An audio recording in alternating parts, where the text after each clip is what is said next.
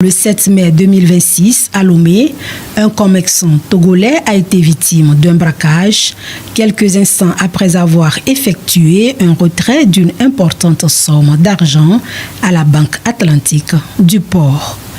Salut la team, j'espère que vous allez bien. Aujourd'hui, on se retrouve pour une toute nouvelle vidéo. Il y a 4 braqueurs qui ont été arrêtés à Lomé après une tentative de fuite vers le Bénin et ils ont été présentés dans le journal de 20h hier. Donc je vais vous laisser regarder la vidéo. N'oubliez pas de vous abonner, d'activer la cloche de notification pour être prévenu de mes prochaines vidéos. Lomé et ses environs ont été le théâtre de braquage et d'autres actes de délinquance ces derniers mois. Et suite à des enquêtes de la gendarmerie et de la police nationale, les présumés auteurs de ces actes viennent d'être interpellés. Il s'agit d'un réseau de 4 malfrats qui a été présenté à la presse ce mardi. Le récit des faits avec Marie-Ange Bida. C'est avec ces motos et cette voiture que ce réseau de présumés braqueurs aurait commis ces forfaits. Les engins ont été saisis et les membres du groupe interpellés. À l'issue des enquêtes menées par la police et la gendarmerie nationale. Nous utilisons ces motos pour dévaliser les populations. Il y a également un autre groupe, mais ce groupe, c'est notre réseau. Après ces forfaits, nous retournons au Nigeria, mais malheureusement, cette fois-ci, nous avons été interpellés par la police. Selon les premières investigations, ces individus de nationalité nigériane seraient à l'origine de plusieurs braquages et autres actes de délinquance enregistrés ces derniers mois à Lomé et dans ses environs. À la suite d'un braquage survenu le 21 octobre 2025 à Lomé au quartier Edjranawe, où des individus armés ont ouvert le feu sur un véhicule avant de s'emparer des biens de grande valeur, la gendarmerie et la police nationale ont immédiatement ouvert des enquêtes. Les investigations approfondies ont permis l'interpellation par la gendarmerie le 22 octobre dans une auberge à Kpémé de 4 ressortissants nigérians identifiés comme membres du réseau criminel. Un 5e suspect a été interpellé ultérieurement par la police nationale à Lomé. D'autres membres du réseau identifiés mais actuellement en fuite font l'objet de recherches actives. Leur mode opératoire consistait à suivre leurs victimes, généralement après des opérations bancaires, à les attaquer à l'aide d'armes à feu avant de s'emparer de leurs biens. Dans certains cas, ils brisaient les glaces des voitures en stationnement pour y dérober des sacs ou objets de valeur. Avec la collaboration de la population, la police nationale a réussi à récupérer des fusils d'assaut AK-47, des chargeurs, une grande quantité de munitions ainsi que divers objets. Les suspects seront présentés au procureur de la République pour répondre de leurs actes. Les forces de sécurité invite par ailleurs la population à signaler toute situation suspecte afin de préserver la quiétude et la sécurité de tous. La sécurité sur le sol togolais se renforce de jour en jour.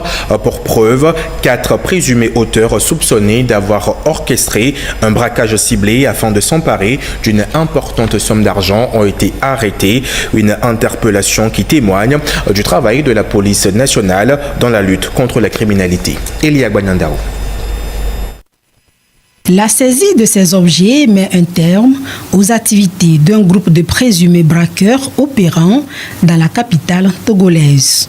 Le 7 mai 2026, à Lomé, un commerçant togolais a été victime d'un braquage quelques instants après avoir effectué un retrait d'une importante somme d'argent à la Banque Atlantique du port.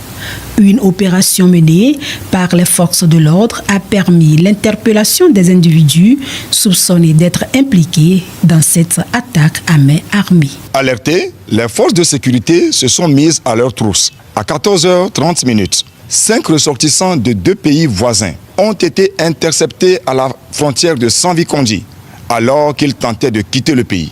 Fortement suspectés, ils seront interpellés. Il s'agit des nommés A. Chiboudem Isaac, 33 ans, Edjim Henry, 43 ans, T.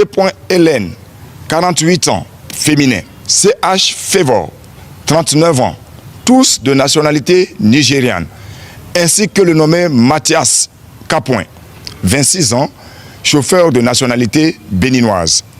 La fouille au corps des susnommés, ainsi que la fouille du véhicule immatriculé RB 4757 AY qui les transportait, ont permis de découvrir les objets ci-après. Sur la chef d'équipe, Dame Hélène, un pistolet automatique recomposé avec son chargeur, ainsi que 20 cartouches de 9 mm, soigneusement camouflées dans une chaussette, le tout caché dans son entrejambe. Dans le véhicule, une partie du butin, chiffré à 13 millions, a été découvert. Conduits au poste et interrogés, les susnommés ont reconnu leur forfait du jour, ainsi que celui du 20 février 2026, commis sur le boulevard Houphouët-Boigny, non loin de l'hôtel Bravia. Au cours de ce dernier forfait, ils ont tiré sur le vigile de la société Globalcom, l'atteignant mortellement, et ont apporté la somme de 16 millions de francs CFA. Lors de leur interpellation, le nommé Tinozo Fevor, victime de malaise, est décédé lors de son évacuation à l'hôpital. Selon les premiers éléments de l'enquête, les malfrats auraient soigneusement planifié leur opération avant de passer à l'acte, suivant leurs victimes et choisissant le moment le plus favorable pour agir. Entrés sur le territoire national 2 jours plus tôt, le 5, les malfrats se sont hébergés dans un appartement loué à Avepozo.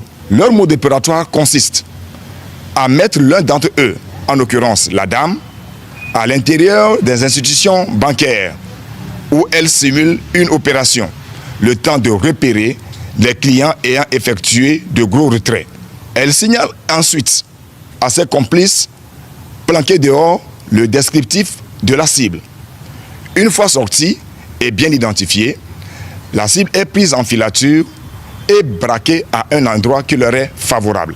Après le forfait, le groupe de braqueurs s'est spontanément retrouvé à leur appartement à Avepozo pour partager le butin avant de tenter de prendre la fuite par la frontière du Bénin. 2 autres malfaiteurs du même groupe ont réussi à prendre la fuite avec leur part du butin et sont activement recherchés par la police nationale.